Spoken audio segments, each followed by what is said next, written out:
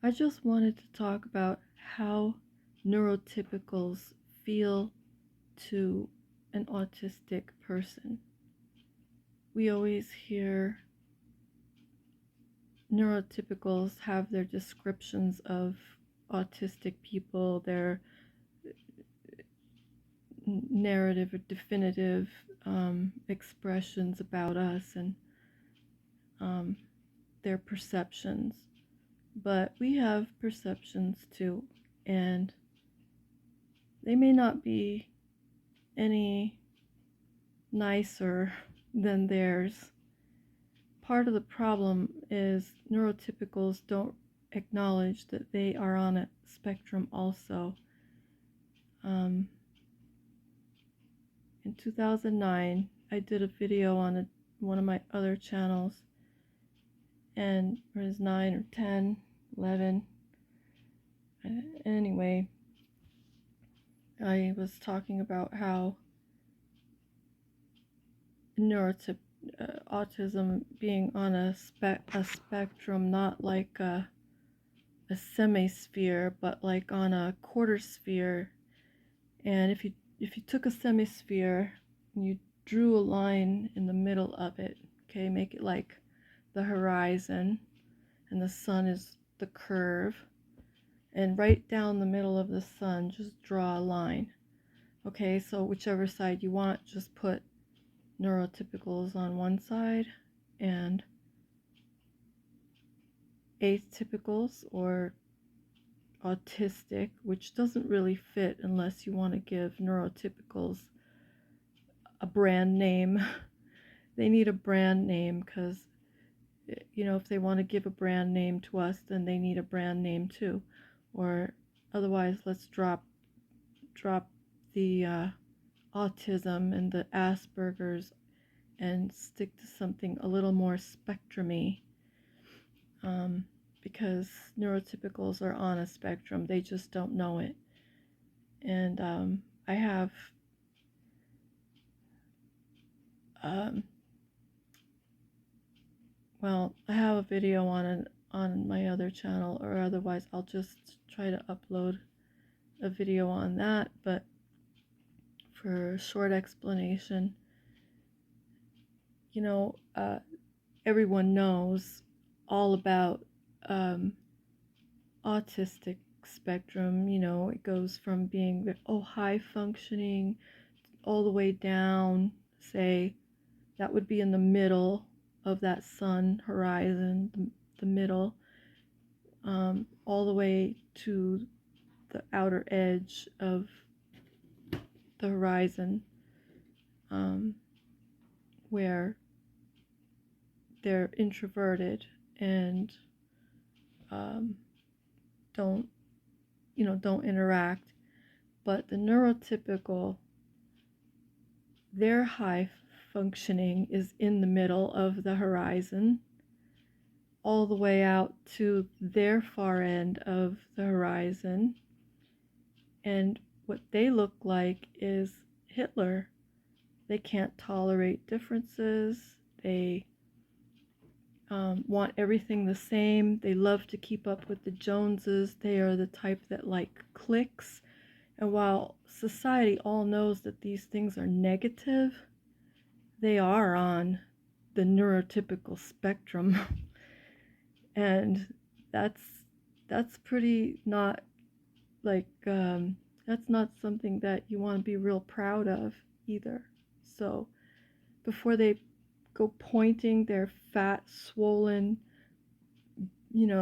accusative, button pushing finger at anybody, they better start looking at their own zone and see that they have work to be doing on themselves, and that, they're not any easier to get along with than what they claim autistics are like.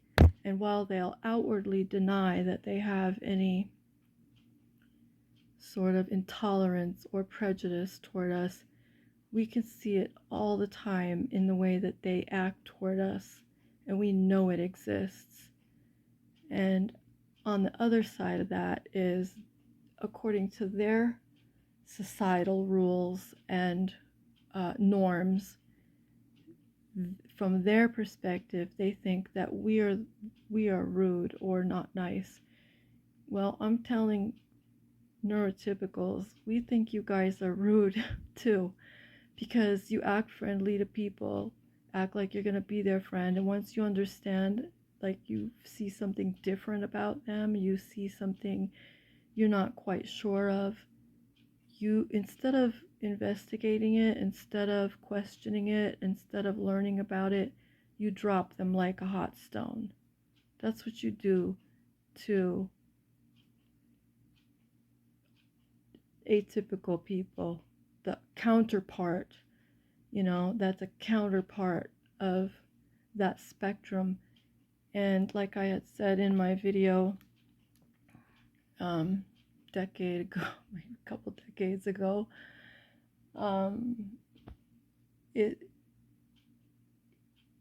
it's a counter. We are counterparts. We can't live one without the other. I'll put the link to my other video in the description so you can see how long it's been I've been advocating for neurotypicals and atypicals to learn this, what I'm saying, to get along and learn this one thing. We're counterparts. We each take a different approach to things in life that the other isn't willing to take or can't do as well as the other. It's like left-handed and right-handed. How would you like to have a body with only one arm? What would you get accomplished in life, with just one arm, as opposed to having two arms or one eye instead of two eyes, or one ear or one leg? Okay? We're counterparts. We are not enemies. No one needs a cure. The atypicals don't need a cure. The neurotypicals don't need a cure. But what we do need to do is manage our negative or the far ends of our spectrum. We could also manage the center or the high end of our spectrum, because we could be thinking we're too much, we're too smart, we're too brilliant, we're too perfect. And so we need the balance. And when we have balance, we'll be willing to look at ourselves, and in turn, we'll be able to see others more accurately. And we'll really start understanding that we both have strengths and weaknesses. And labeling is prejudice. If it's one thing if you want to give a label, but give one equally, or otherwise take off the labels, because really, when you understand the other half and you accept the other half, what do you need a label for? You just know it. You just know and accept and go about life together. You don't have a problem. But that's one of my grievances with neurotypical people. Here's a difference that I notice. Okay, so let's take the complaint from the neurotypical perspective that autistics are insensitive. Now that's obviously debunked in much research and many testimonies and videos and everything. But let's just say from their perspective, that's how it feels to them. Okay, it feels like that to them because we want to get to know, we're curious and we want to get to know somebody. But and we get very enthusiastic about learning. We're very enthusiastic discovering. But then once we know it, we tend to, it's kind of, once we know it, we will stop investigating if we feel like we figured it out. But if there's more to keep learning, we'll stick around. So they'll either feel like we are smothering them or we're cold. And that's understandable. But from an atypical perspective of, and okay, so let me just say this, that's kind of like a non-calculated and not deliberate thing. Okay, but neurotypical has the opposite. They want to get to know somebody, but they are filtering. They are looking for something. They're looking for someone that validates them, that has a scratch my back and I'll scratch yours kind of a, be there for me, I'll be there for you. And you have to fit their cliques. So they have this criteria, a list of criteria.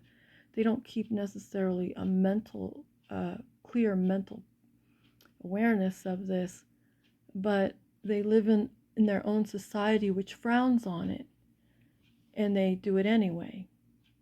And they will deliberately go out and search out somebody they're curious about, but they're curious for a purpose. And I guess you could say that about atypicals, they curious for a purpose. It's more innocent with atypicals than it is with neurotypicals. Now, like I said about this semisphere spectrum, line in the middle, atypical on one side, neurotypical on the other side. Atypicals tend to be introverted. We don't care about the Joneses. We don't care about being better than everybody else. We don't care about competitiveness.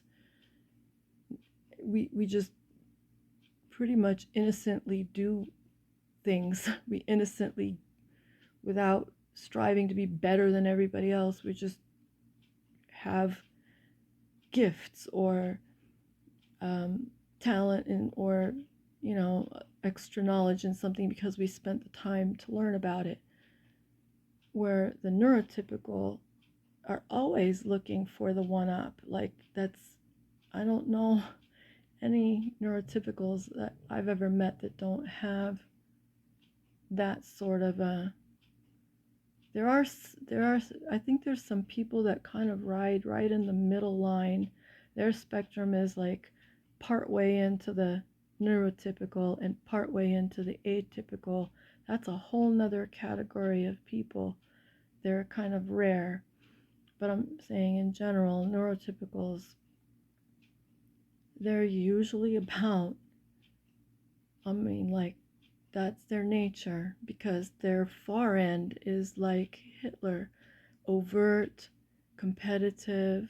They want to annihilate everything that isn't like them, and let me make it with this point. Neurotypicals wanted to make a vaccine back in 2010 that would rid the world of autism, and I said, go ahead and you just try to get rid of your counterpart, because if you do that, you will never see an Einstein, rocket scientist ever again. You're not gonna have anybody to make the drugs you like to take. The ones that you keep saying everybody needs, and you want to push on everybody who isn't like you. Your cure for the world. And so, they want to cure the world with pills, and they tend to be the dark triad. Honestly, it's not, the dark triad really does not live in the autistic half of the semisphere. So, they need to take their finger that they're sticking out at everybody else and turn it around on themselves and say, hey, look, we're not better than anybody else. have to work on our own. But I know I'm going to get off track on sometimes because it's hard for me to, I have so many things going on in my mind, and it's hard to, you know, put them all in sections and stay in one section for me because they're all interrelated in my mind. But my point is we are counterparts, and atypicals tend to be the people like Steve Jobs. You know, builds a what we do is we have ideas. You know, they're really good ideas, but we're not good at carrying it all out. And but we do start it. We're good at starting a business. We're not good at running a business so much. We're good at doing all the ideas for the business and getting someone else, you know, run the business. Where the neurotypicals aren't good at coming up with the ideas as much. I mean, they have their ideas, you know, but they're pretty much cookie cutter type. They're not too often far out of the box. They like living in the box. We don't like living in a box at all. So, you know, and it's not that their ideas are bad ideas, and ours are not too outrageous either. It's just that it's kind of like a well-oiled machine. One of them creates ideas. It's not any superiority whatsoever. It's just one of them creates the idea. The other one, you know, everybody has a job, and the other one, you know, runs it. And then there's workers, and there's this and that, all like an organization. So the neurotypicals really love to go to work every day, the same job. They'll do it that's how they retire. They love to retire doing the same job, you know, for many years. Not all do the same job for every, you know, but that is what they like. They have their plan. They buy a house. I'm going to buy a house. I'm going to have a car. I'm going to have a family. I'm going to have a job. You know, they might run a business, but they're probably going to run something that already exists. They're not going to create a business that's never been created before. So where would their world be if none of the jobs they love to do didn't exist because somebody autistic didn't create those jobs? Back in the day, it used to be the autistics were the ones like alchemists and, you know, metalsmiths and all this stuff, but we don't like to continue doing this.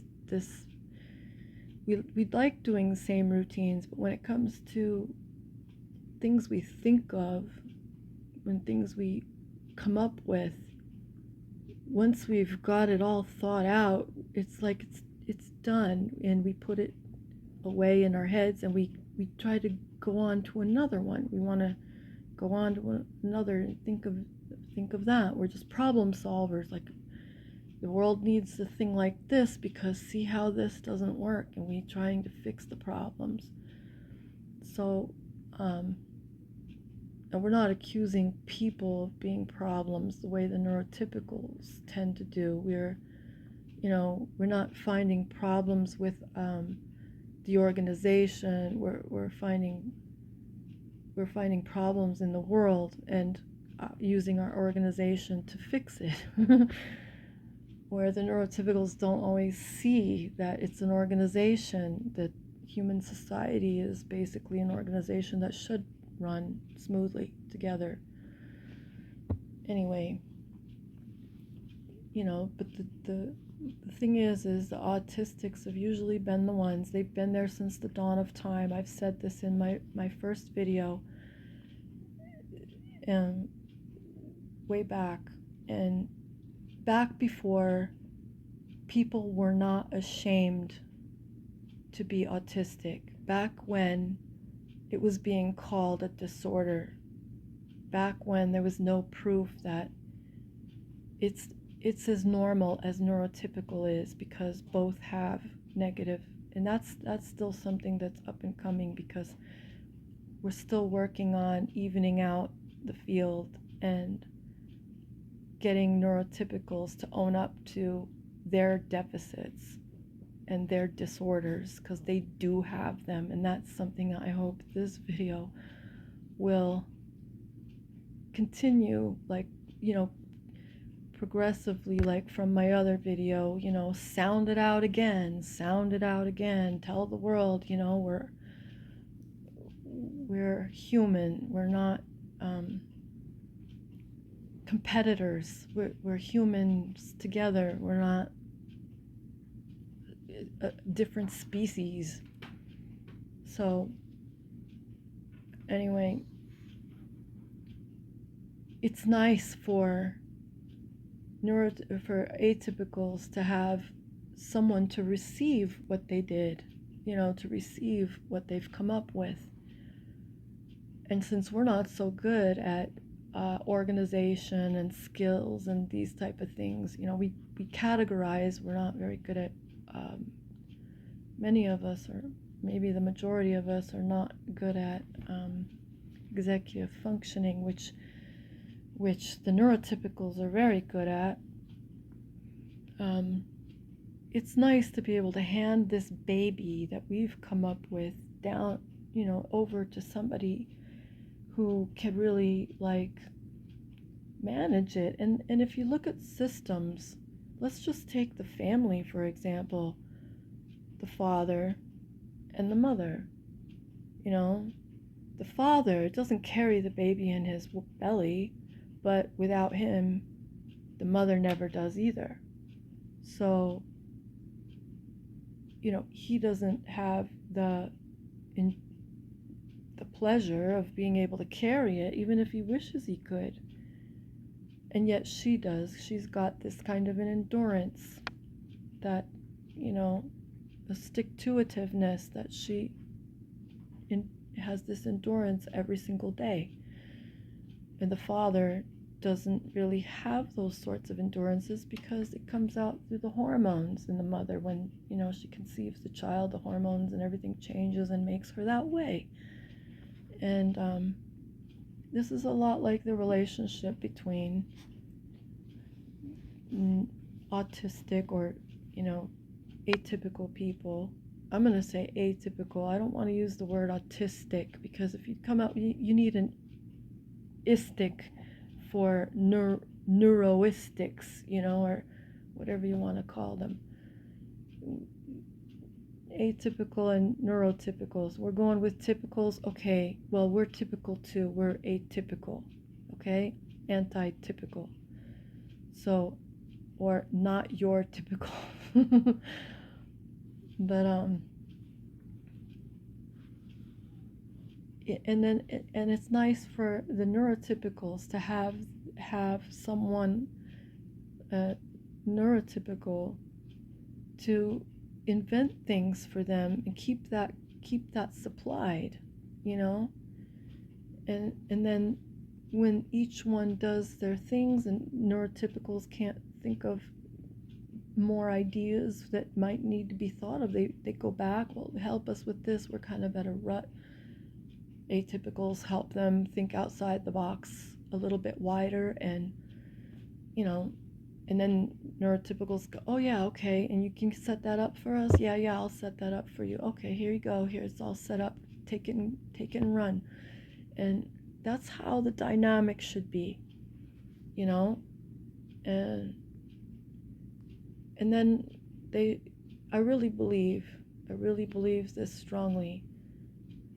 Neurotypicals should have their own psychiatric care professionals and their own health professionals, and should never try to be psychiatric or health professionals over neurotypicals. And the same for neurotypicals. They should be over their own kind, because it's really hard for neurotypical not to think there's something wrong with an atypical. and sometimes even vice versa. Atypicals often tend not to think negative things like that, which is, you know, it works to our advantage and it works to our disadvantage. But also neurotypicals, you know, do think like that, and it works to their advantage and it works to their disadvantage. So it's really something that has to be,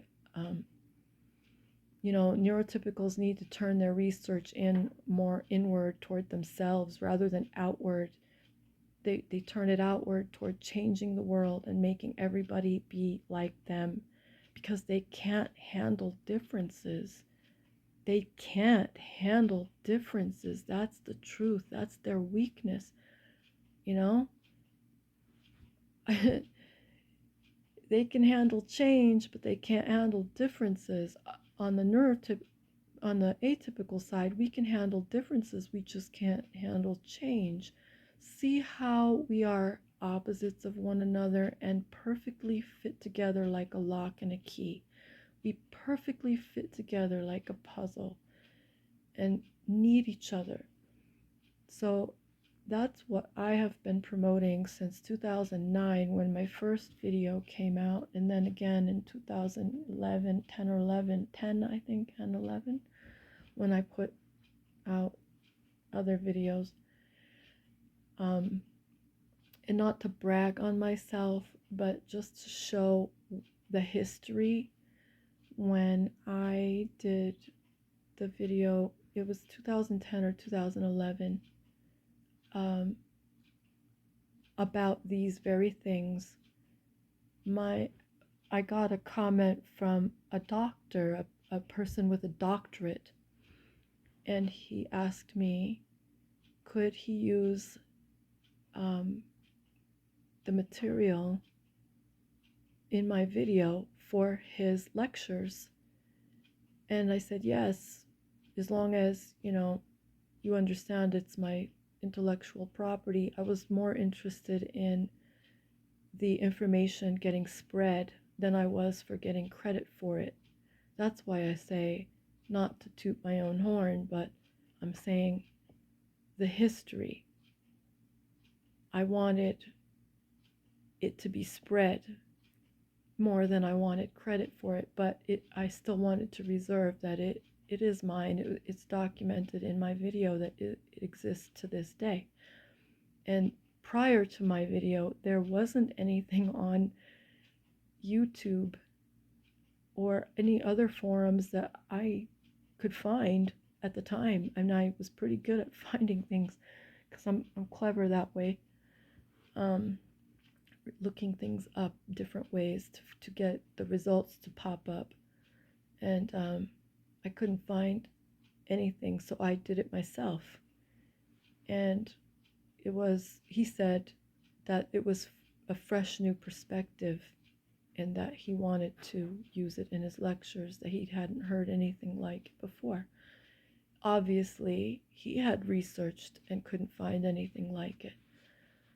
So here we are at this time, and it's not, it's about a 50-50, The autistic community is becoming proud of itself. They're learning and recognizing everything, like I said in my video. It's not a disorder, it's a difference. It's like being, blue-eyed or brown-eyed or light-skinned or dark-skinned or, tall or short. It's a difference, and they can't find a defect in the DNA.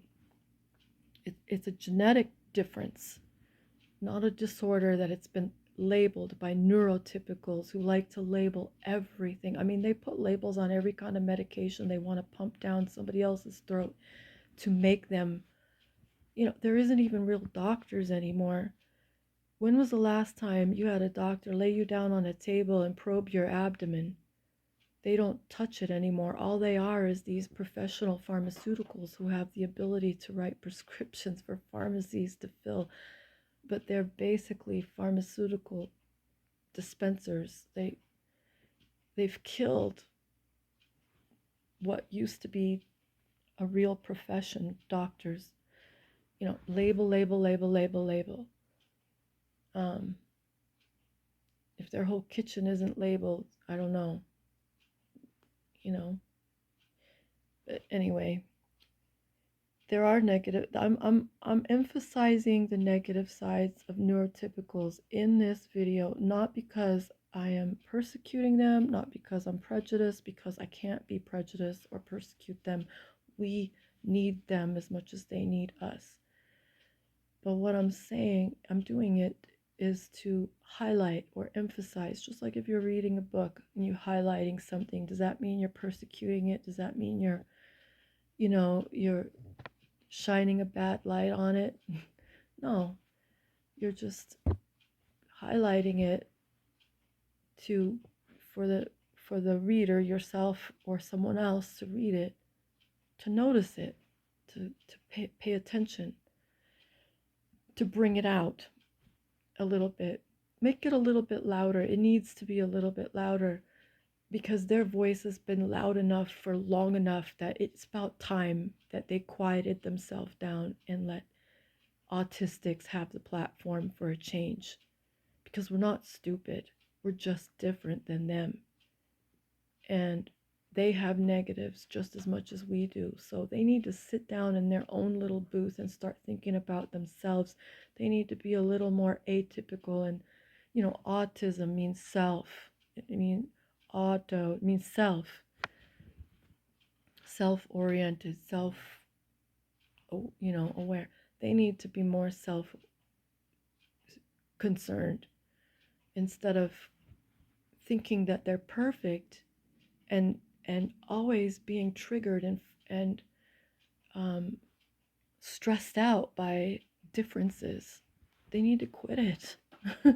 They need to relax, and maybe they'll see their atypical counterpart in a whole new light, in a much better light.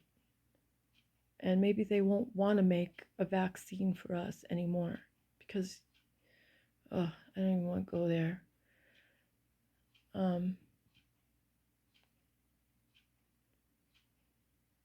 We just have to. I wanted to talk to a little bit about like how it is in school.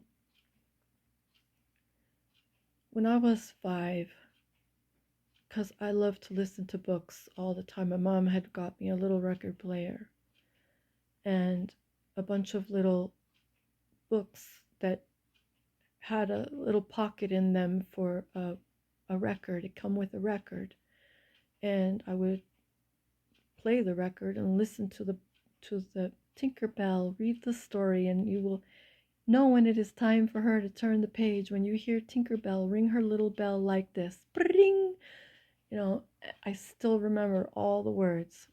And she would, after I was done, get me ready for bed and put me in bed. She'd go out, do something, come back in a little while, and she would read me a story out of this thick book, English type book from England, or that type of humor, like the Hobyahs and all those kind of weird, almost gory stories for their culture. But Ducky Daddles and Foxy Loxy and those type of stories, the old woman and the crooked sixpence, but she had just finished reading me, I think it was Ducky Daddles and Foxy Loxy. How Foxy Loxy would, the sky is falling, and it really reminded me of school. How the group all kind of clicked together, and Henny Penny's trying to tell them that the sky is falling, and they're like, let's go tell the king, let's go tell the king. For some reason, certain parts of it just reminded me of them, how they all just kind of don't think for themselves. It reminded me of neurotypical kids. I didn't know they were neurotypicals at the time. They were young. We were in 1st and 2nd grade. They didn't know I was autistic or atypical. my mother was autistic and she didn't even know I was autistic. We just didn't know. She didn't get diagnosed until I identified her in her late 50s. And read a book called The Autistic Spectrum, and I said, man, this is a whole lot like me, but I got to tell my mom this because I know for sure this is her. And I told her, go get diagnosed. And she came back saying, no, I don't have autism. And I said, yes, you do. Go tell them you have autism. Go back. And she went back and she said, no, I have Asperger's. And I'm like, you don't have Asperger's. You have autism. Anyway, she came back explaining this is the kind of autism I have.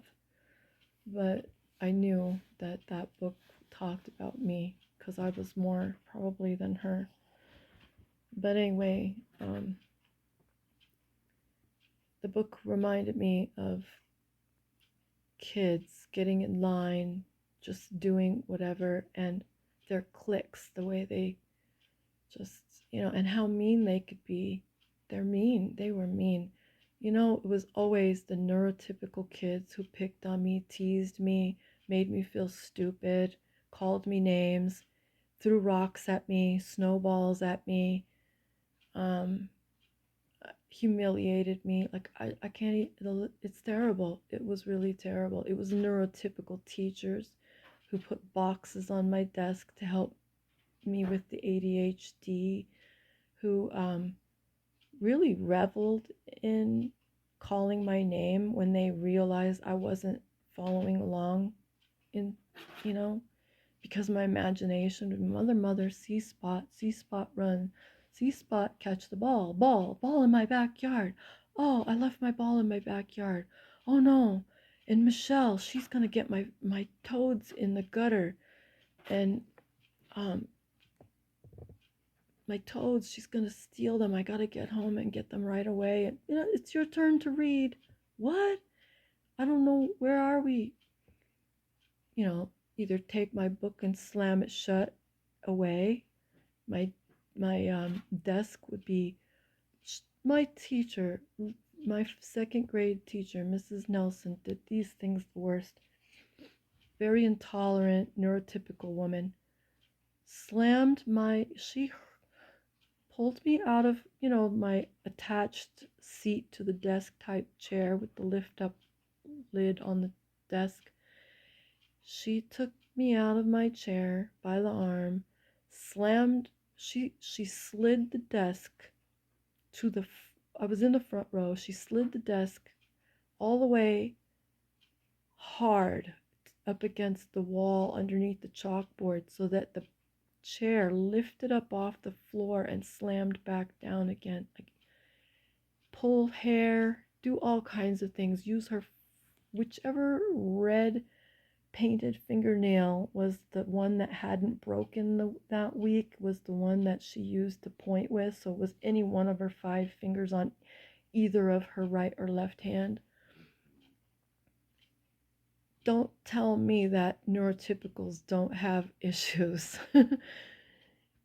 And like, her idea to put the box on my desk when she couldn't work anymore, she got a substitute teacher to take over. She trained that teacher to hate me. And that teacher, it actually ended up worse because, the stories, going to the principal all the time, principal sending me back to the class saying, tell your teacher you haven't done anything wrong and not to be sending you back. How is a kid going to speak up to this type of neurotypical, Hitler type teacher? I couldn't. I took it all year. I took it, and that's another story. We'll have a story about that. But this is the feelings. You hear my voice. You hear my irritation and my emotion and my hurt and anger. Don't tell me neurotypicals don't have a negative end. They do. And they need to pay better attention to it because they really cause a lot of harm in people's lives. Now, I am autistic and I have my differences from neurotypicals, but I'm going to tell you something. I'm smart, and I have, out of need, out of necessity, in some really dire situations outsmarted neurotypicals by months, like 6 months, and by miles. That's a story for another time. So, you know, we're not about these things. We're atypicals really want to live a nice, quiet life without, being labeled all the time. We're weird. How many labels neurotypicals have given me in my lifetime?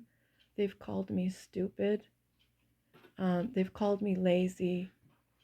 They've called me a preferential learner because I have dyscalculia, which was diagnosed later. I've gotten so many labels from neurotypicals, like,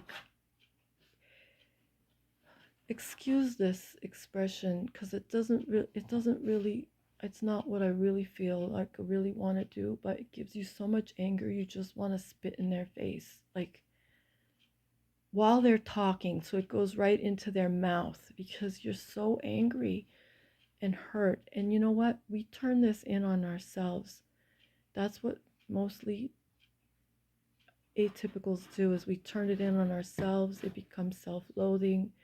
It was years of low self-esteem and painful memories for me. The teacher, not her alone, but others as well, would manipulate the class in such a way that if they were friendly with someone she didn't like, then they would be put in that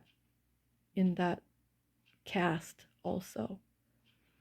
And it was painful for me to watch her do it. Painful for me to watch her do that to other people, what she did to me. What was painful too was for her to treat people with dark skin like they were bad when they were the most adorable, sweet, obedient, loving little kids. I have a lot of hurt feelings from neurotypicals.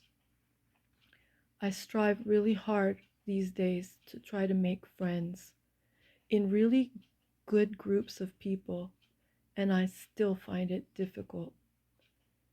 And a video I watched recently was talking about what is wrong with neurotypicals that they can't accept the differences. So what if atypicals stim or rock? Why do they have to be so concerned with that? Why do they have to begin to, like, you ever see like a little bird, he's trying to scare somebody away from him, and he just like starts to flick his wings, fluff up his feathers and flick his wings. If that's not good enough, he'll strut at or dive bomb it, or stop. Neurotypicals, stop. You're ridiculous. Just calm down. We don't feel comfortable around you either, but we don't get all fluffy, flustered, and horrible. If we don't like something, we don't feel comfortable with it, we back down. It's just but you fault us for it. And if you do it to us, we're just like, well, we overwhelmed them. We don't go pick a fight with you. Why don't you want to be our friend after all? You said you wanted to be our friend. Now you're not. Okay. They didn't like our cup of tea. They're not enjoying this flavor. Why am I going to ram it down their throat? The way they try to ram everything, that makes us very empathetic. The way neurotypicals treat atypicals makes atypicals very, very empathetic. And then they turn around and say, we don't have empathy Our empathy is buried on the inside. It's protected, it's sheltered from you. It's the last things we have left because you want to take everything away from us. It used to be autistics were put in special schools, you know, institutions. They were removed from neurotypical society. Well, we were there from the dawn of time, and we have a rightful place in this world.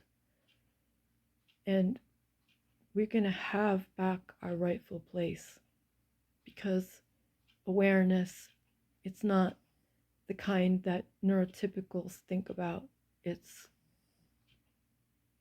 There's a truth to this whole big picture that isn't being told, and that is that neurotypicals have their deficit and their defect just as much as atypicals, but right now the neurotypical deficit and defect is shining because they think they're golden. They think they are the gold standard, and they are not. They're lying to themselves and they're lying to the world, and they are full of their own lie. You know, there is no defect in autistic DNA, what you call autistic DNA.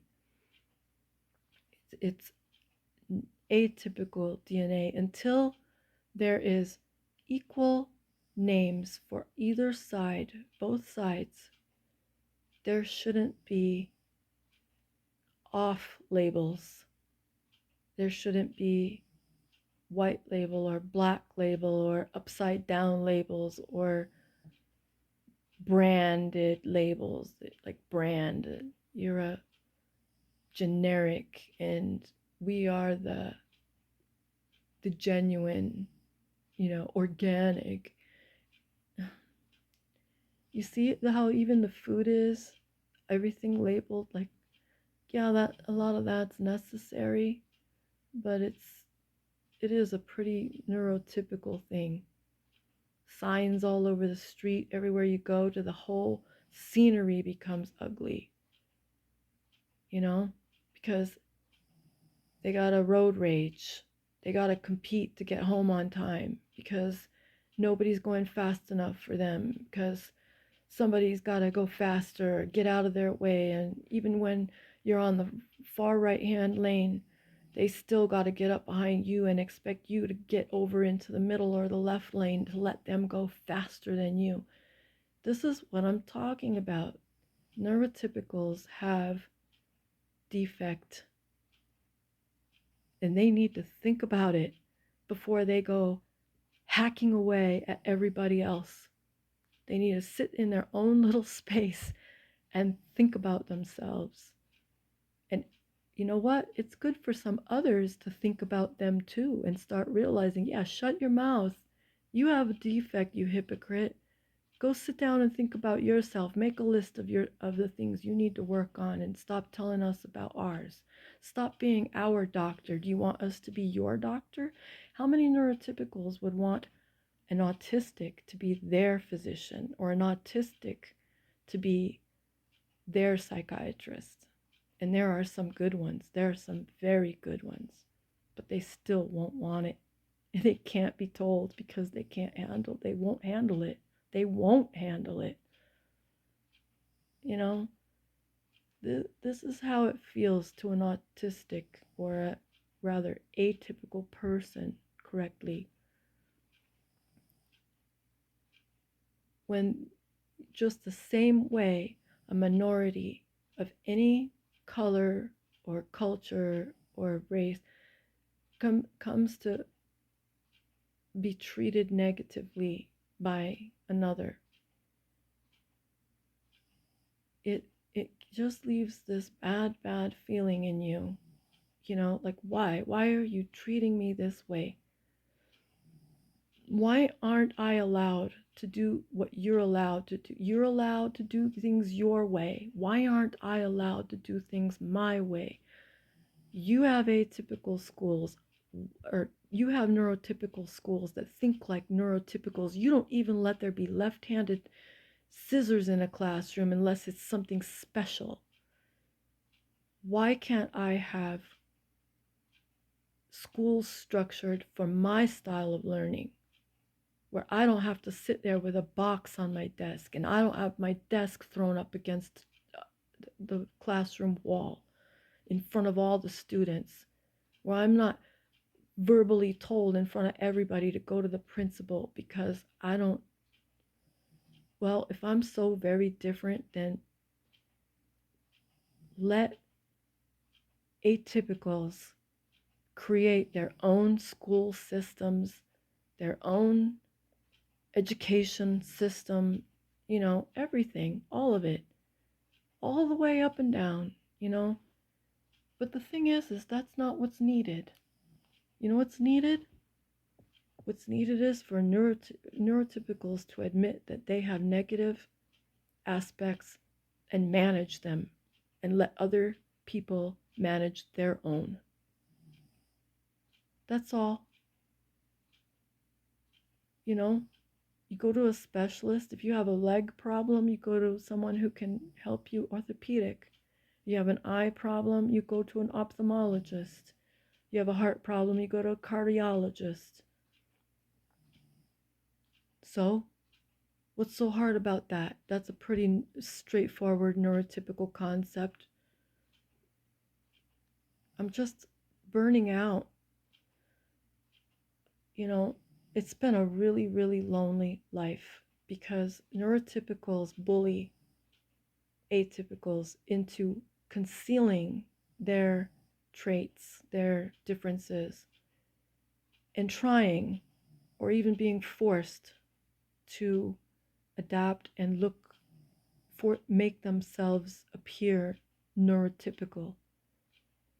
And we can't recognize each other. Our atypical types can't recognize one another the way neurotypical types can recognize themselves.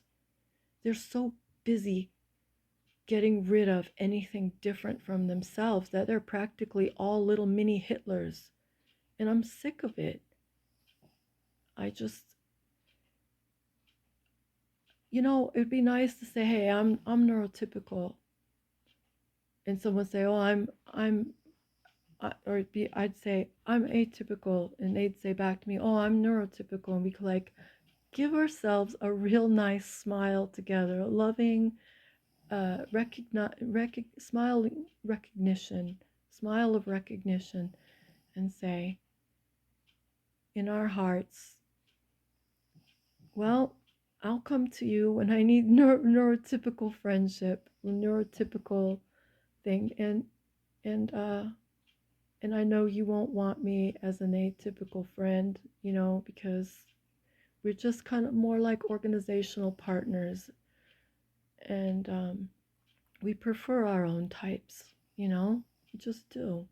Don't play me. Don't act like you're interested in me and not want to know about me, because you know very well that you're just going to find out what you want to find out.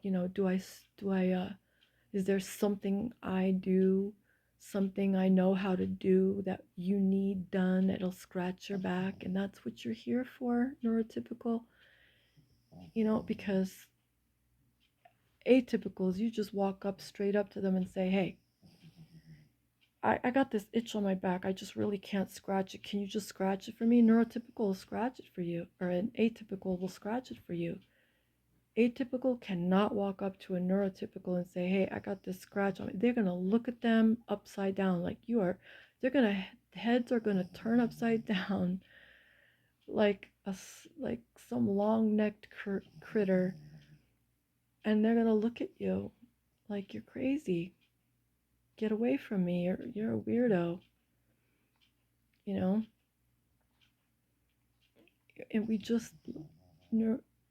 atypicals just like to be straightforward. We don't need to beat around the bush.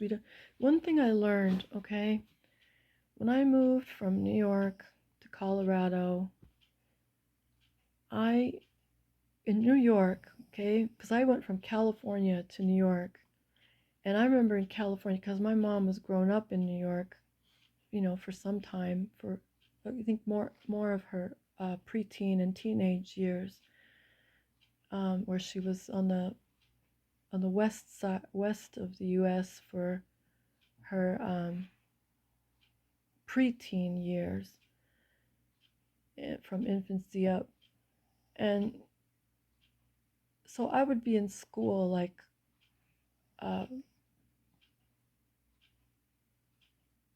what was it, like fourth grade, and in my neighborhood, there were a lot of minorities that didn't speak English, didn't benefit from an English curriculum, and they would cut school. But they could speak English, it was just reading and writing and doing all that stuff was hard for them. Plus, I think in their culture too, where their parents had never gone to school, there wasn't a lot of emphasis. They had work, they were workers, and they did a lot of work, but it wasn't academic type work that they got from being academic. It was like, working in fields and things. It was more farm oriented. So these kids grew up like, well, I don't need school. I'll just, do what my parents do. And I'm already learning what they do. So, they'd cut school, and their parents couldn't write in English. So they would, from the get-go, fill out their own, the parent would come with them, but they'd read in English and fill out their own school papers and sign it for their parents. So they would sign their own absence notes. And one time they talked me into cutting school with them, oh, we'll be over at 10 o'clock, and they never showed. It was a Western thing, it just never showed. It wasn't the cultural thing, it was California culture is what it was. California, like, they just, oh, let's go have lunch together. It could be like 3 o'clock or it could be 10 o'clock. Like, anyway, you have to live there to understand. But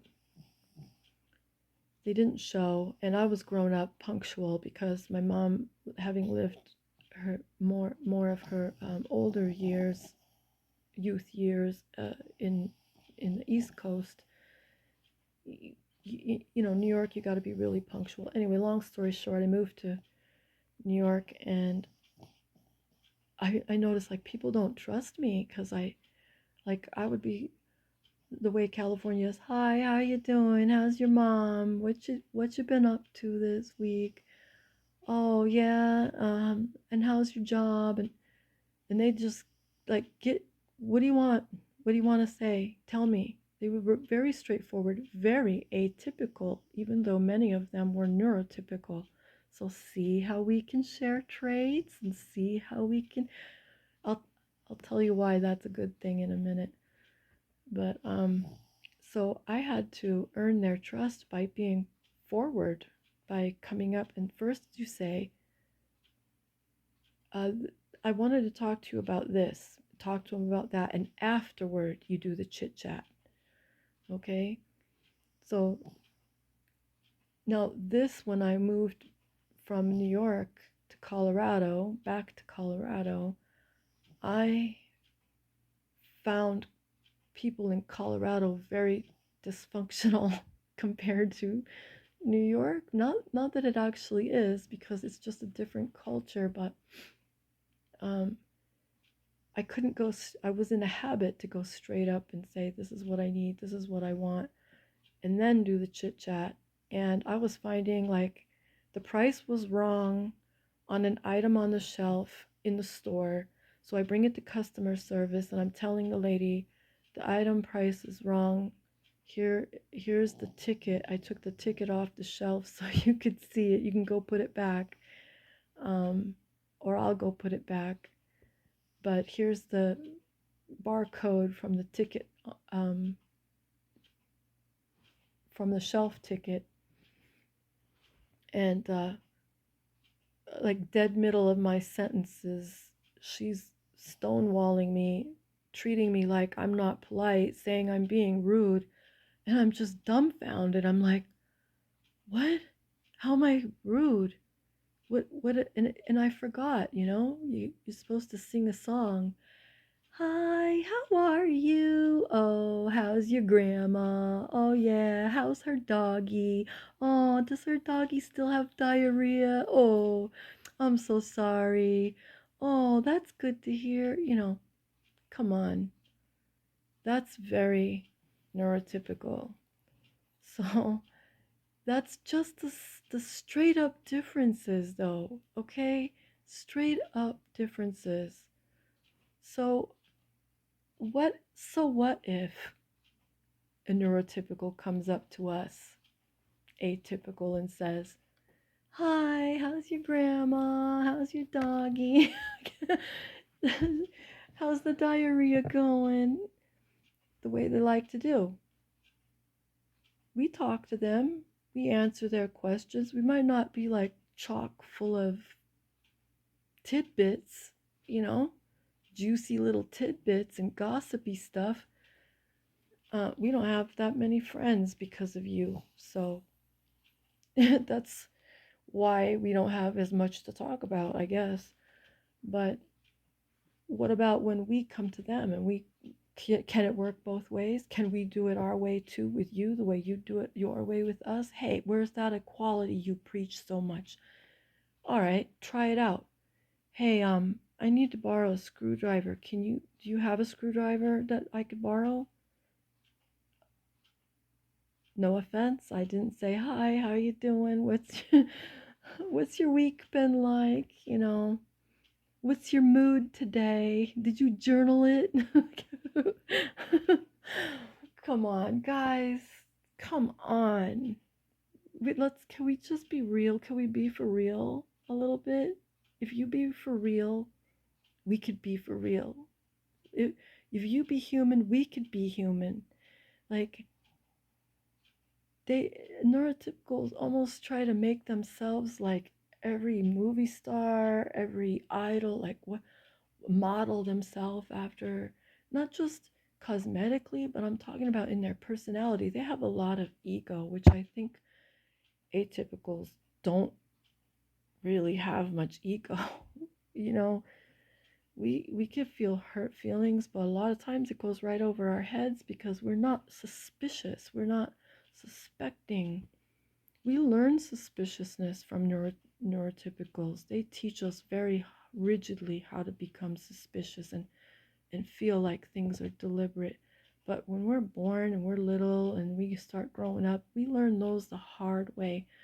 They're painful when we learn it, and it robs us, it destroys. Like, if you ever go to a movie that was so bad, like so graphic, that when you leave there, it's like you're scarred. You're never gonna ever see other things the same way again. That's what it is like to be around a neurotypical when they don't allow you to be yourself. It's I would equate it to like slavery or something. They don't allow you to be yourself. It's completely cast. They are above and you are below. And when they're done conversing, that conversation is done. You know, and you better know that you're the dumb one, the broken one, the one that needs to be a vaccine for. It just and you're treated like this from the time you're a kid because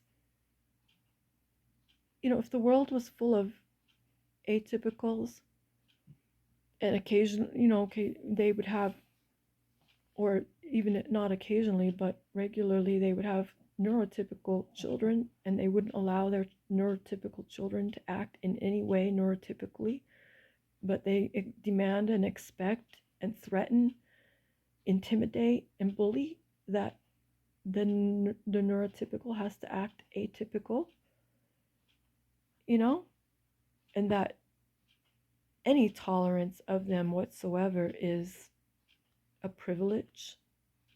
It's an exceptionally good thing about us that we tolerate them sometimes, or to a certain extent, and give them a little space. Boy, if tables could be turned, you know? Not because we want to be the one up, no, we don't, but so they could have a taste of what it's like to be themselves. I'm serious. Like, that's we had a teacher come in. It wasn't the teacher, it was actually the lady. She came into our classroom in front of my second grade hypocritical teacher who treated everybody with partiality. This lady came in, and it was the same lady who did for the documentary. She did this research where she had in the classroom everybody with blue eyes go to one side, everybody with brown eyes go to the other. Then she switched it up. Everybody with dark hair go to one side, everybody with light hair go to the other. And she would say, well, everybody with the blue eyes is better than the brown. Then she would switch it up. Everybody with the brown is better than the blue. And same and vice versa with the hair. And she began teaching us that prejudice it's wrong. She made us feel what it was like to be treated badly for even this brief period of time during class. And then later I saw her on television, and it was like, I saw her in the documentary, and it's just profound. That should be done in every grade until it's sounded down into children's hearts that we shouldn't treat people like they're different. And I'm going to say again, the minorities know how, and I'm not talking about blacks, and they're not the only minority, okay? My son and I had a discussion yesterday, and I noticed things on the TV.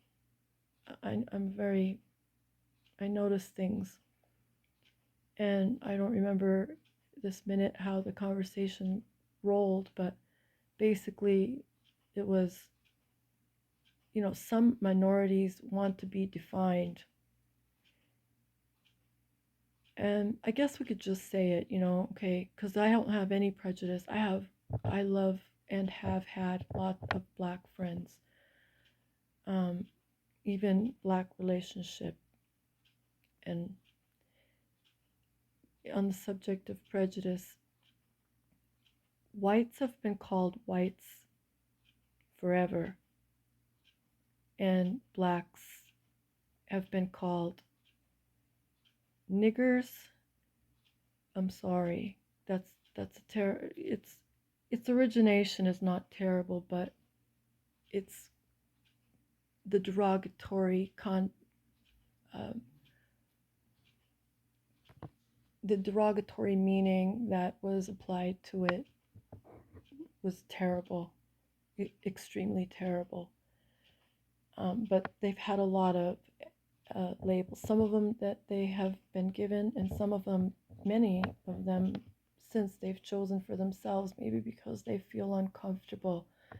The label doesn't make anybody feel comfortable. I'm scared to be called white. I'm in the category that people call white, but I have a mixed background, so I don't really feel like I'm white. I don't feel like I'm Hispanic. I don't feel like I'm European. I'm such a mix. And so I can understand too, like, the blacks have colored, dark-skinned, African American, and all these things, but they fight for it. Whites got one label, I mean, there's derogatory terms like cracker and ghost and things like this, but I'm saying you never hear the whites fighting for their correct label or the Chinese fighting for their correct label. They're not called yellow. You know, they used to be once yellow man, like back in the 60s and probably earlier, but it's died. Like they let it die, and they're just Chinese. They were sometimes called Orientals and Asians, but it's been such a long time now that they've been called, um, you know, Chinese or Japanese or like Germans. Germans are called Germans. Africans, even white Africans, are called Africans. And why does the United States have so many labels for people? I don't understand. Like here we've had, and I don't agree with any of these labels, not any of them, because nobody needs a label. We're all human beings. But you know, when I lived in California, you know, the closest father I had was a Mexican man my mother loved at the time, and um, you know, kids in my school will call them spics, and um, there's all kinds of names, you know, wops, wetbacks. Like, okay, okay, how many labels do we need and derogatory terms do we need for human beings that are just human? And yet we can't see past that to see that we're doing it as far as like even people with Down syndrome, you can see their faces. Whoever has to say, oh, this is so and she has Down syndrome. You know, do we have to go around saying, I'm so and so, I'm autistic? Is that necessary? When do the neurotypicals ever go around saying, hi, I'm Julie, I'm neurotypical? No, you don't. Because they're the higher caste, they don't have to do this. They're privileged and don't have to identify with something. You know, while the people at the bottom feel like they have to identify with all kinds of things, every kind of label.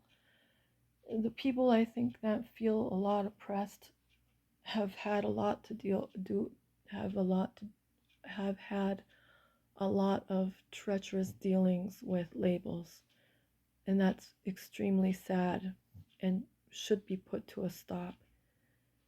On the other hand, you know, don't fight for labels. If you know, if you want to ever get out of being in the downcast, don't fight for labels. So I think labels should really be done away with, but I think that understanding and awareness should be really upped a lot. And that way everybody can come to the table with what they have and be appreciated for their differences and their contributions, because their differences make those contributions possible. And I'm so sick and tired of the labels that are majorly promoted by the bullying and intimidation and persecution neurotypicals do to others. And, you know,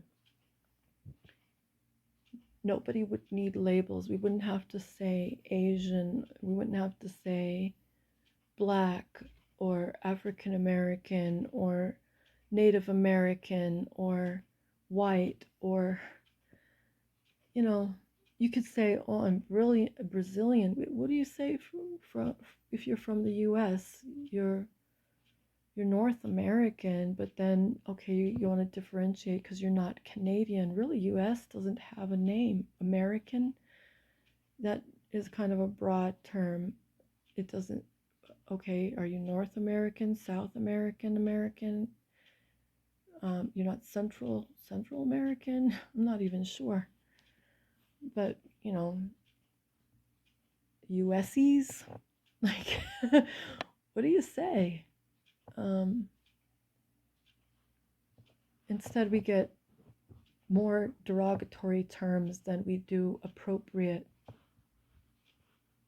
appropriate names, or, you know, a name is dignifying. It's supposed to be anyway. But I just think it's pretty sad that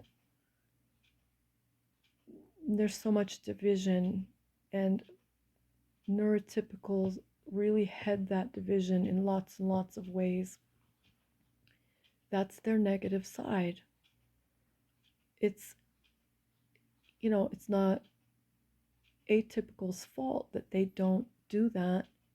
They categorize, they don't seem to do it socially though. They just do it with stuff. They might notice differences, you know, and kind of like mentally note it or mentally categorize in their mind, but it's not the kind of categorizing that a neurotypical would do, where they start causing divisions, you know, they start having prejudices. It just doesn't really exist in the atypical spectrum. And so you've got this throbbing, fat, swollen, red, pointing finger, button pushing pointing finger, and you're looking at it. What's it for again? Why you got that thing? How'd it get so fat, so swollen? How come it's so red? Because you push so many times, you point so many times, you know, it's pointing. It's like poking something constantly at the error, at the difference, at the fault, at the stop. Can you stop? Can you just organize your own type? Start. Can neurotypicals advocate for themselves the way atypicals are being forced to do? Can neurotypicals say, hey, we're on a spectrum too.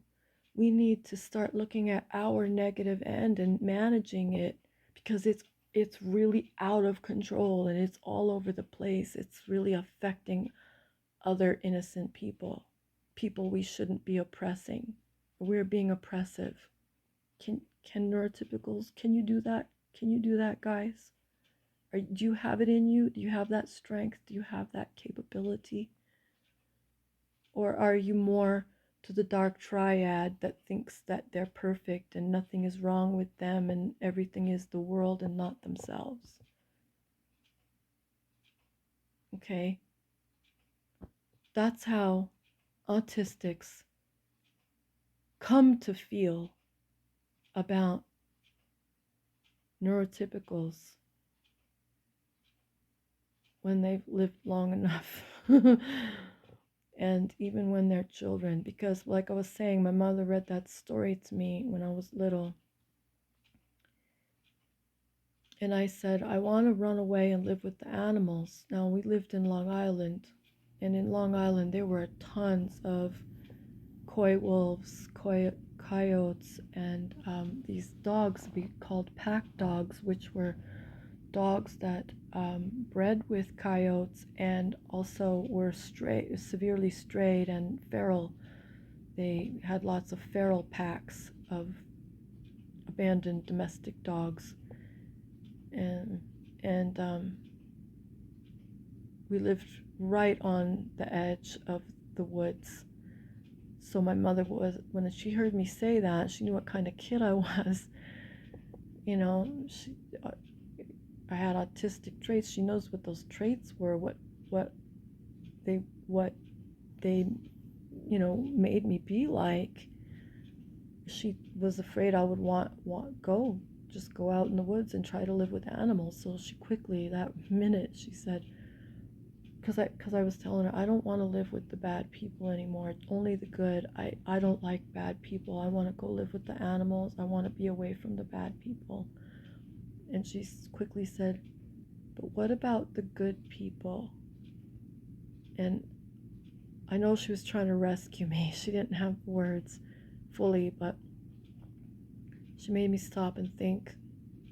You know, I thought about my grandma, thought about some of the nice kids. The kids were being nice to me, didn't treat me badly. And I kind of like rested back in my soul and said, okay, I told her, but they have to be truly good. And they have to really mean it, I told her. And that seemed to make her happy. So I probably would have wandered out. I knew how to get to the woods. My dad took me for walks there all the time. So I didn't know. I knew the pack dogs could eat kids and hurt kids, but I think my dad being autistic too, like he would walk in the woods and not think about the dangers. There was no mace. He didn't carry a gun. He had a little pocket knife, but it was only big enough to like whittle a stick. And his camera was his most heavy duty thing he had on him. And it was just the two of us walking around in those woods where, oh look, bear scat. Oh look, bear claw marks on the trees, you know. Okay. In retrospect, I realized my dad didn't comprehend, you know, he was like me, living at peace with nature and not anticipating the bad from things all the time. And so anyway, yeah, I feel like this is a sad video because it's about things that make me sad. It's about things that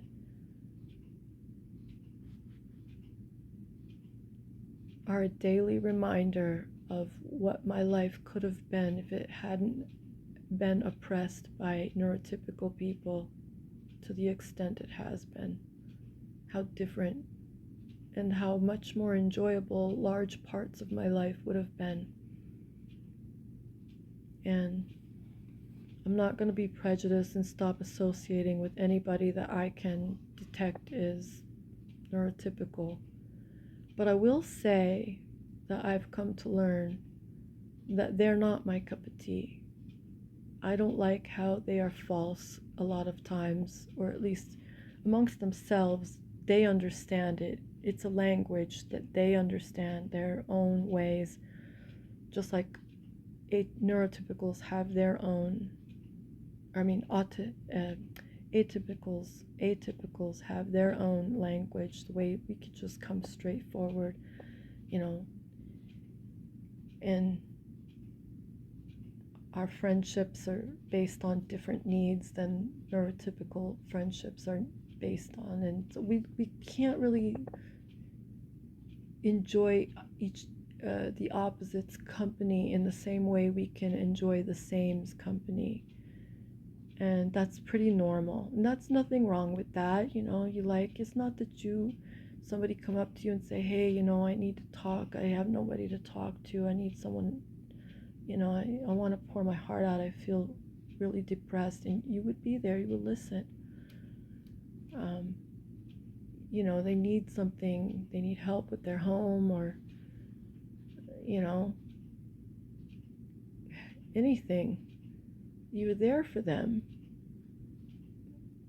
not locking them out, not shutting them out of your life, not causing them to live in a caste like they've done to us, not returning evil for evil, basically, or unkindness for unkindness, or ignorance for ignorance. But what I'm saying is, they will cut us off. They cut us off. They never call. They won't answer the phone anymore. Like, it's really painful. Where we wouldn't do that to them. We feel like that's mean. Why? We're not mean. Atypicals just hate being mean. They don't like untruth. They don't like unaccountability. Like, you know, even when we can't be punctual or can't, you know, like when someone's on the lower side of their spectrum, or it's hard for them to do these things, but they still don't like it. And sometimes it's so painful to them that that's really what locks them into their own little world, you know.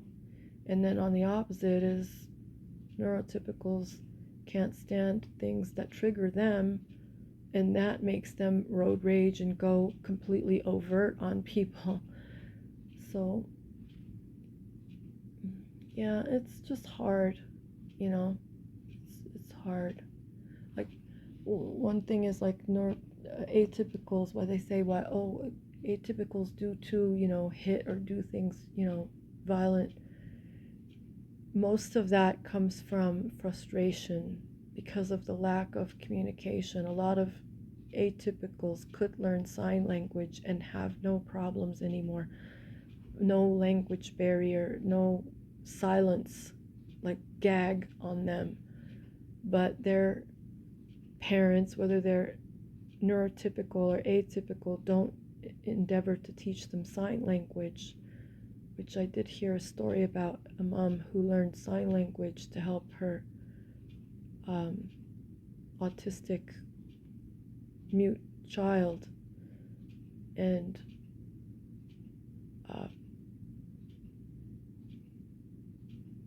in the deaf community, where the child spoke most of the time, you know, they both like moved into deaf community.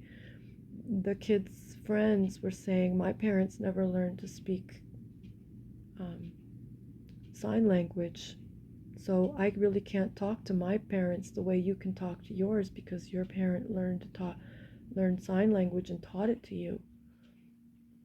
So, you know, they learned basically together simultaneously, and that's how it should be between neurotypicals and typicals. We should learn each other's language styles and be accepting the same way you're accepting if a person, you know, speaks sign language.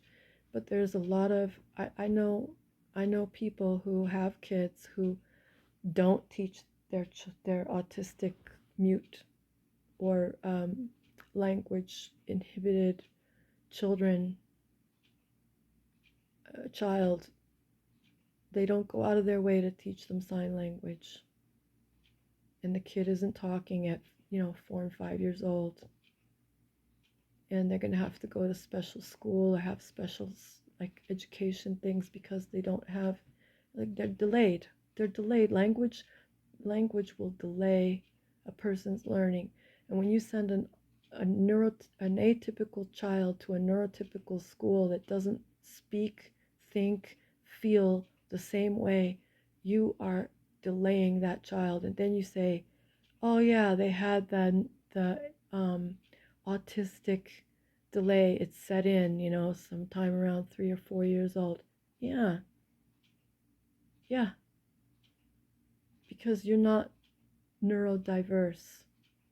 You're neurotypical. Shame on you. You need to be diverse. And all of us should be something, you know, diverse, not typicals, not autistics.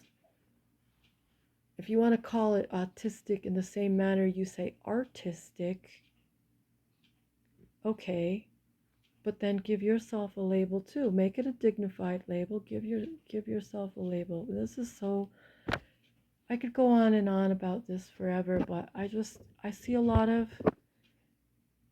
videos about how autistics feel. I see no videos about how neurotypicals feel unless they're really kind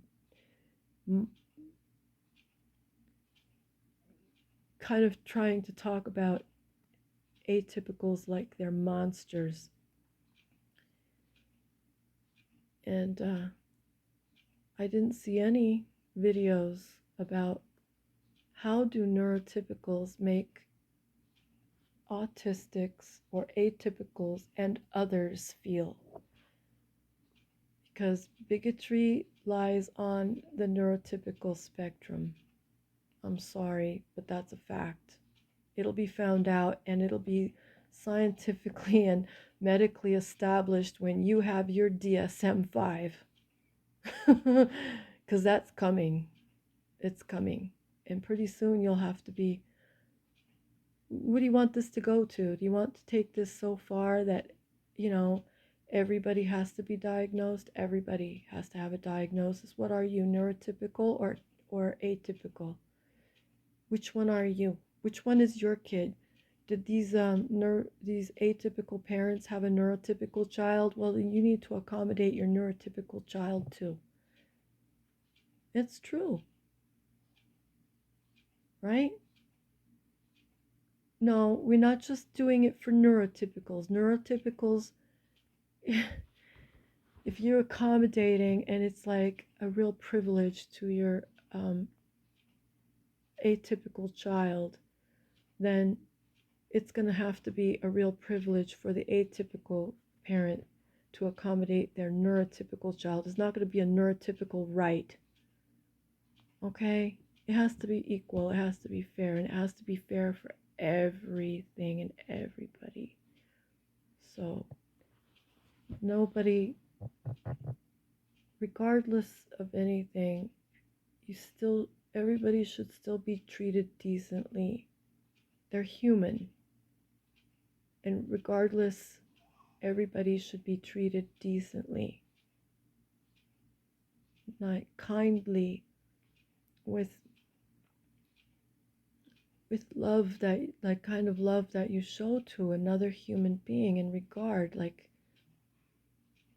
not love passions and sexual orientations. I'm talking about humanitarian love. And above that term, humanitarian is kind of like becoming tarnished. You need to come above that, bring that up, shine it, polish it, bring it up a notch, few notches, several notches, a dozen notches, because it's really fallen beneath its where it's supposed to be. I love the living daylights out of people. You know, all the neurotypicals who reject me, I feel sad so much that we couldn't be close enough to enjoy each other's differences. And I agonize over it. I think about them a lot. They don't think about me. I do think about them. Who's more empathetic, would you say? I do think about them, and I cry, and I feel sad, and then I hear their voice, and then, you know, I feel like I miss them. It's not like I'm overly connected or anything. It's just like, I think atypical people are very intuitive, not in the same ways neurotypicals think of intuition or intuitiveness, but the thing, like how a blind person has exceptional hearing, or a hearing person, or a deaf person has exceptional sight or vibration sensitivity. In that respect, neurotypical or atypicals are very sensitive. Yeah, right now we can't quite get there with the neurotypicals, but we do know that they're very sensitive also. But they don't manage themselves because they don't look at themselves, so they don't understand themselves. They just think they're right and the only right that there is. And so, you know, they never explore themselves.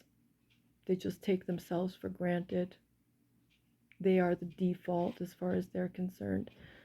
And that's, you know, that's the tragedy.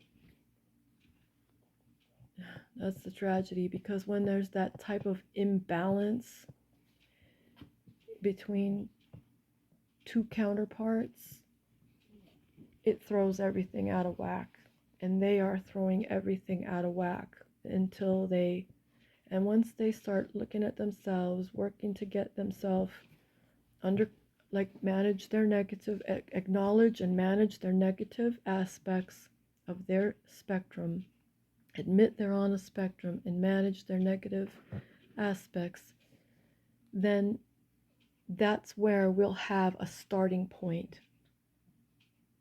for almost everything else in the world. And until then, we don't. It amazes me how one component out of many components, can really cause such a terrible disturbance. But just look at this. You wake up, it's 5 a.m. in the morning, the dawn is beginning to crack at about 6, between 5:45 and 6, on this beautiful, perfectly still lake. And your little one takes a rock and throws it in there, and it makes a splash and a lot of waves. And then fish start flapping around for the next 10 minutes and jumping out of the water. So see, one thing, one part of it, of a whole scene, of a whole atmosphere acting wrong, or neurotypicals are so worried about anything contrary to the norm, they fail to see that they are contrary to the norm and that everything else is normal but them. And if they would just be tolerant, not tolerant, but accepting, that's what we need from them. Accepting is not the tolerance we need, it's the acceptance that everybody has a rightful place. Every part has a rightful place, and they are only part. They're not the whole. They are only part of the whole. And they will have their rightful place along with everybody else equally. And if that doesn't just crush the living soul out of them and bring them into sheer distress and depression, then maybe we can work things out. Maybe there's a future for everybody. But what's happening is people are wising up, and this video is going to help people wise up even further. Just like my 2009, I did a few 2009, 10, and 11 videos, and look where we're at now. It doesn't matter who says it, it only matters that it gets said, that it gets heard, and that it gets understood, and then finally is acted upon to be. I'm not talking about changing the world, like change the world. There's stuff in this world that only God can change. But I'm talking about just these social things, of the rights of others to exist and have comfortable existence in, especially things that are natural. And neurotypicals have claimed to be natural for a long time, but what's not natural is letting your negative aspect get out of hand and dominate to the injury other people. So atypical is very natural. It's always been there since the dawn of time, side by side with the neurotypical, and no one had a label for it back then. It didn't need a label until it got out of balance due to oppression and the oppressor's labeling. the oppressor's persecution and wanting to exterminate what wasn't like themselves. And that's still the case today, unfortunately. So, anyway, this is a really long video, and I don't really care because there's plenty to be said, and hopefully, when people listen to this, I'm not trying to change the world, I'm just sharing what it feels like for an autistic person to be around or be oppressed or bullied or raised by neurotypicals who claim and believe so wholeheartedly that they are comfort and they are balance and they are correctness and they are all these things when they are just so off balance, so uncomfortable, so unfair, like, and they need to work on it. Try to do what the atypicals are doing. They're not focusing on everybody else, they're focusing on themselves. And obviously this video is going to bring some attention to neurotypical misbehaviors and deficits and disorder. They are disorders. They have disorders too. So, well, that's it for this video.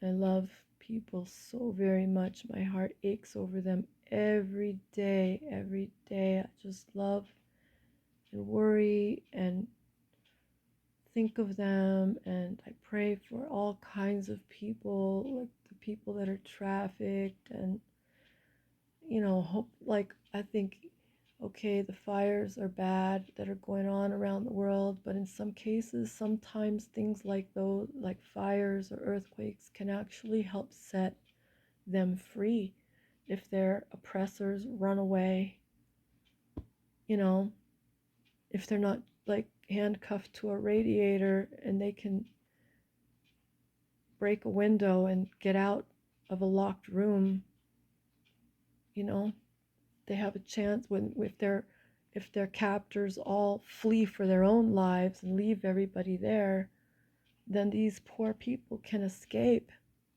and then they might have finally the ability to learn how things will become better in the future,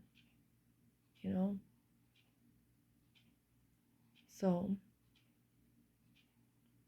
that's a big hope in my heart. Like, people will be freed from oppression, freed from captivity, slavery, bondage, fortitude, and yet free doesn't mean selfishness, doesn't mean becoming self-centered. It means finding your place in the world, your rightful place, and doing the best you can to. That's something that neurotypicals very much hinder in atypicals, is they don't give us the ability to flourish and do well. Is that jealousy? Are they afraid of what we might accomplish because we are often gifted in school or have talents? Like, so what? Do what they need to do, what they do best as they can, while others do what they do best as they can, and that really makes huge improvements in the universe. So anyway, that's enough. Like I said, I can go on, and I really don't care if I did, but I probably gonna take forever to upload this video. So I'm going to look forward to several years from now. And just like my other video, it took a few years, several years, plus the man with the doctorate asking if he could use my content in his lectures, and obviously he did, because he was a researcher about autism at that time. And so I don't know, it's just going to be really nice to see how I know what it takes to make it happen. Sometimes it takes someone to say something and open their mouth, regardless of how afraid or how unpopular the truth about a matter is. But yeah, meanwhile, when the neurotypicals are snotty to me, don't treat me nice, I just try to remember, well, from their perspective, they probably think I've been snotty, but they don't realize that they are being snotty too. And sometimes, a lot of times, I don't know why they don't like me. I might make them feel the same way. But if we could be close, if they would allow it, we could talk and explain ourselves, and then wipe the sweat off our brows and foreheads and say, wow, I'm so glad we talked, I'm so glad we come to this understanding of one another so we don't think the wrong things. And now, oh yeah, there's actually a chance we could be friends. But I think keeping all these things in mind makes it hurt less, makes me understand. It's just a temporary chasm for the time being, until information like this gets shared and changes start to happen. That's it. I'm done. I'm gonna shut this off now. So if you've made it this far, I thank you so very much for giving your attention to this matter, because it's an important matter and highly valuable matter. And you can, if you've made it this far, likely you're invested in it to some degree of interest. And I only ask, maybe you please, if you don't share the link, which I don't care either way, just share the information and make it grow so that people can be nicer to one another, maybe more open to understanding. That's it. I will see you in another video.